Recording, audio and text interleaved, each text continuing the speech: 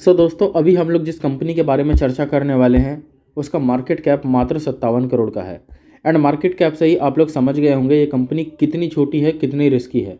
लेकिन यदि हम कंपनी के पैरामीटर्स के ऊपर फोकस करें तो यहाँ पर कुछ चीज़ें पॉजिटिव हैं लेकिन कुछ चीज़ें नेगेटिव हैं।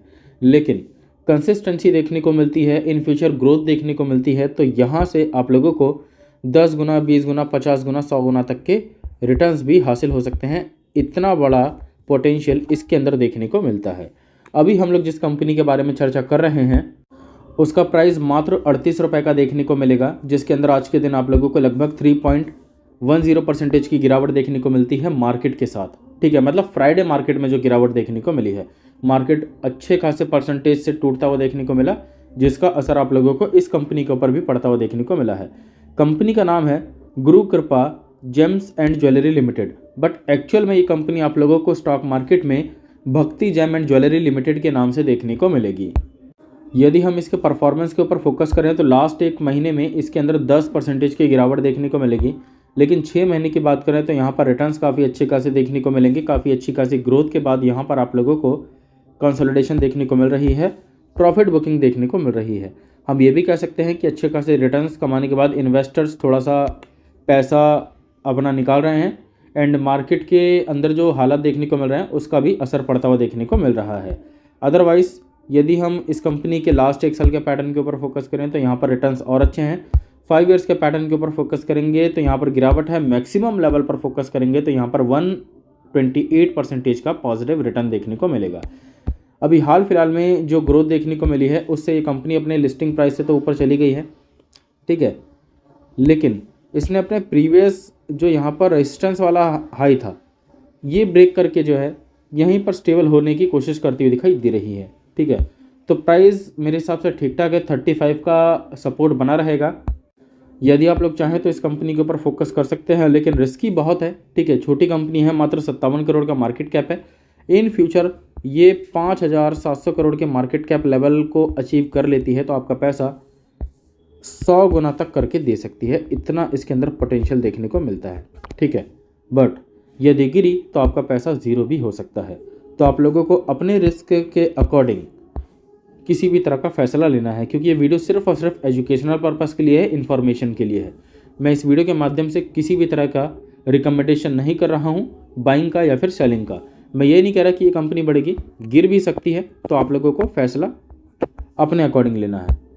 बट इसी तरह का बिजनेस आप लोगों को पहले sky gold and diamond limited का भी देखने को मिलता था। वो भी काफ़ी छोटी कंपनी थी, लेकिन 5 साल के अंदर कितने बड़े रिटर्न्स बना कर दिए हैं उसने, आपको पता ही होगा।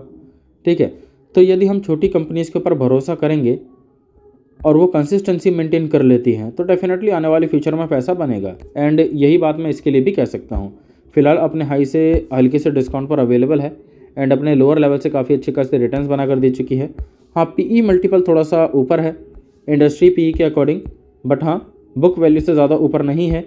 और यदि Q4 के नंबर्स में अच्छी खासी तेज़ी देखने को मिलती है तो यहाँ से ग्रोथ वापस से देखने को मिलेगी।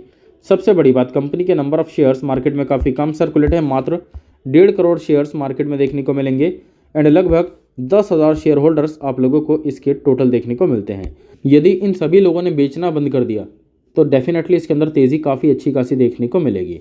इस कंपनी को कंट्रोल किया जा सकता है तो ऑपरेटिंग भी देखने को मिल सकती है। इस चीज़ से भी आप लोगों को सावधान रहना है। बाकी कंपनी के कॉन्स काफ़ी सारे हैं, सिर्फ अच्छी चीज़ें नहीं है, आप लोगों को ये भी ध्यान रखना है। लेकिन हाँ, यहाँ पर रेवेन्यू बढ़ता हुआ देखने को मिलेगा, कंपनी के ऑपरेटिंग प्रॉफिट में तेज़ी देखने को मिलेगी एंड एक्सपेक्टेशन है आने वाले फ्यूचर के लिए अच्छी खासी। पहले ही कंपनी 10 लाख, 12 लाख, 15 लाख, 20 लाख का प्रॉफिट करती थी, अभी क्या है, कंसिस्टेंसी देखने को मिल रही है। ठीक है, पिछले 3 क्वार्टर से 10 लाख से 11 लाख और अभी 27 लाख का प्रॉफिट देखने को मिला है नेट प्रॉफिट में। एंड Q4 की एक्सपेक्टेशन और अच्छी खासी है। एंड यदि 20 लाख, 30 लाख का प्रॉफिट और कर लेती है तो यहाँ पर जो है वाई ऑन वाई बेसिस का रिकॉर्ड टूटता हुआ देखने को मिलेगा। एंड यहाँ पर जो 78 लाख की एक्सपेक्टेशन है वो 1 करोड़ तक पहुँचती देखने को मिलेगी प्रॉफिट में, जिसके बाद यही कंपनी आप लोगों को और ऊंचाइयों तक जाती हुई देखने को मिलेगी।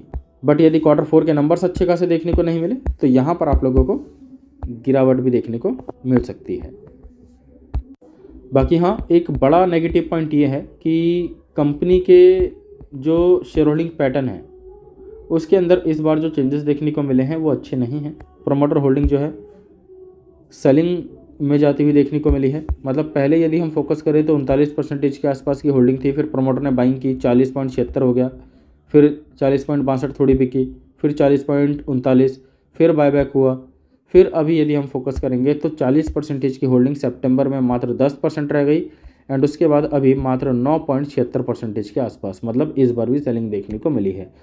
एंड प्रोमोटर का बयान ये है कि हम लोग पैसा इसलिए इकट्ठा कर रहे हैं शेयर्स बेच के क्योंकि हमें अपने बिजनेस को बढ़ाना है, बट एक्चुअल में क्या है वो तो बाद में पता चलेगा जब तक कंपनी कंसिस्टेंसी के साथ ग्रो नहीं करती है।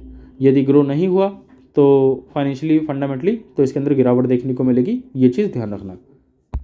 बाकी पर्सनली मुझे लगा था कि कुछ तो हो सकता है इसके अंदर, तो मैंने रिस्क लिया था और मैंने इसके अंदर लगभग 12-13 रुपये के आसपास से बाइंग की थी, जहाँ से अच्छा खासा प्रॉफिट हासिल हो चुका था मुझे।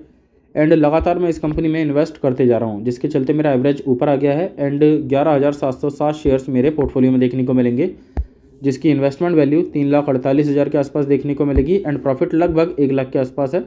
एंड अभी भी मैं इसके अंदर बेचने की कोशिश नहीं कर रहा हूँ एंड मेरे को मौका मिलेगा सस्ते में तो मेरे हिसाब से मैं और ख़रीदने की कोशिश करूँगा, क्योंकि मैं रिस्क ले सकता हूँ। आप जितना रिस्क ले सकते हैं, जितना खोने के लिए तैयार रहें उतना ही रिस्क लीजिएगा। ये कोई रिकमेंडेशन नहीं है, मैं इस वीडियो के माध्यम से किसी भी तरह की बाइंग या फिर सेलिंग का रिकमेंडेशन नहीं देता हूँ। वीडियो सिर्फ और सिर्फ इन्फॉर्मेशन एंड एजुकेशनल पर्पज़ के लिए है। Thank you guys. चैनल के ऊपर फर्स्ट टाइम विजिट किया हो तो प्लीज़ सब्सक्राइब करके बेल आइकन को हिट कर देना।